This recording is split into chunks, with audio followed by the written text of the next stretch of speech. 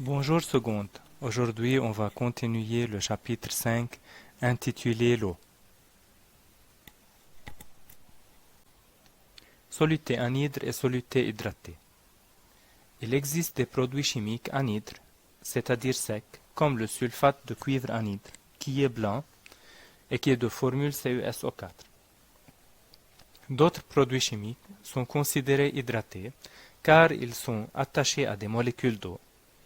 Je vais donner deux exemples. Le sulfate de cuivre pentahydraté, CuSO4 5 fois hydraté, il est de couleur bleue, et sulfate ferreux heptahydraté, qui a comme formule FeSO4 7H2O, il est vert. Remarque, pour calculer la masse molaire d'un sulfate de cuivre pentahydraté par exemple, on ne doit pas oublier d'additionner la masse molaire de 5H2O. Alors grand M va être égal à M de Cu plus M de S plus 4M de O plus 5M de H2O. On peut la diviser en 10MH plus 5MO. Dissolution d'un soluté ionique dans l'eau. La dissolution d'un soluté dans l'eau est le phénomène par lequel la solution aqueuse devient ionique, c'est-à-dire quand elle s'enrichit en ions qui sont divisés en cations et anions. Équation générale de dissolution d'un composé ionique arbitraire dans l'eau. Je vais considérer un composé ionique à la forme AXBY. Dans l'eau, il va être divisé en X cation AN+, plus Y anion BM-. Les coefficients stoichiométriques sont toujours 1 pour AXBY. On considère toujours la dissolution d'un seul composé ionique. On va obtenir X cation et Y anion.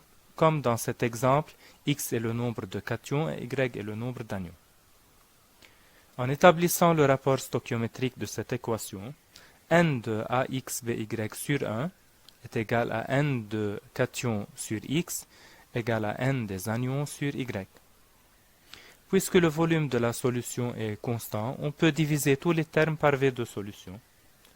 Alors, le rapport sera N de soluté AXBY sur V solution est égal à N de cations sur X fois V de solution est égal à N des anions sur Y fois V de solution. Or, la fois passée, on a vu la formule de la concentration molaire, C est égal à N sur V. Alors, le rapport stoichiométrique sera la concentration molaire de la solution sur 1, c'est-à-dire de AXBY sur 1, est égale à la concentration des cations en solution sur X, est égale à la concentration des anions sur Y. On va faire une application sur les deux rapports. Alors, on va considérer une solution aqueuse de carbonate ferrique. On a déposé 29,2 g de ce soluté dans 500 ml d'eau distillée.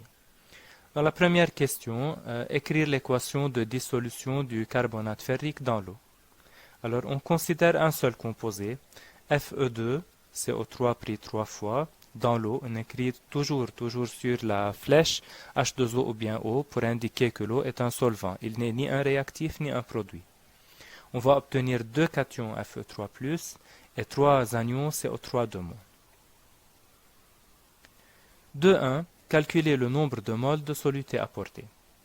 En considérant les 29,2 g qui sont petits m et grand M qui peut être calculé par la formule de grand M est égale à 2m de Fe plus 3m de C plus 9m de O. Alors, N est égal à petit m sur grand M, 29,2 g sur la masse molaire qui est égale à 292 g par mol. On obtient 0,1 mol de soluté qui est Fe2, CO3 considéré 3 fois.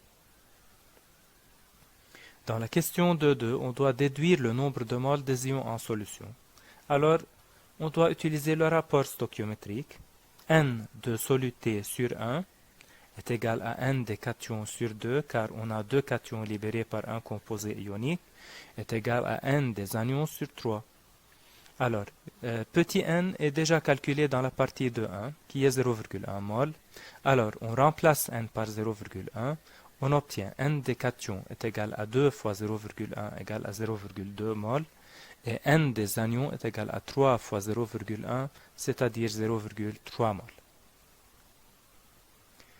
Question 3.1. On doit déterminer la concentration massique, puis la concentration molaire de la solution. Alors, on va reprendre les formules. C est égal à N sur V et Cm est égal à M sur V. On va commencer par Cm. Cm est égal à M sur V, est égal à 29,2 grammes sur 0,5 litres. Dans la donnée, il nous donne 500 millilitres. On doit toujours convertir en litres. On obtient 58,4 grammes par litre. Pour déduire C à partir de Cm, on utilise C est égal à Cm sur grand M, c'est-à-dire 58,5 sur 292 grammes par mol. On obtient 0,2 mol par litre. Dans la question 3.2, il nous demande de déduire les concentrations des ions, c'est-à-dire de Fe3+ seul et de CO3 2- seul. On va utiliser les coefficients stoichiométriques. Dans le rapport stoichiométrique, la relation est C sur 1 est égale à concentration de Fe3+ sur 2 est égale à concentration molaire de CO3 2- sur 3. Les crochets indiquent la concentration molaire. Alors, concentration de Fe3+ est égale à 2 fois C est égale à 0,4 mol par litre. Concentration de CO3 2- est égale à 3 fois C égale à 0,6 mol par litre. On termine aujourd'hui avec le mélange de deux solutions contenant le même soluté. Dans cette figure, on va mélanger deux solutions nommées S1 et S2 pour obtenir une solution S, toujours de même type, c'est-à-dire on peut considérer par exemple une solution de sulfate de cuivre. On doit avoir trois solutions de sulfate de cuivre. Alors, en mélangeant S1 et S2 pour donner la solution S, on va travailler sur le nombre de moles seul, sur le volume seul et sur la concentration seule. Par rapport au volume, le volume V va être égal à V1 plus V2, puisque les volumes s'additionnent. Alors, par rapport au volume, les volumes s'ajoutent. V est égal à V1 plus V2. En mélangeant les deux solutions S1 et S2, les nombres de moles de soluté s'ajoutent aussi. Alors, N de la solution S va être égal à N1 de la solution S1 plus N2 de la solution S2. Puisqu'on a déjà vu que la formule de C est égale à N sur V, alors N est égal à C fois V.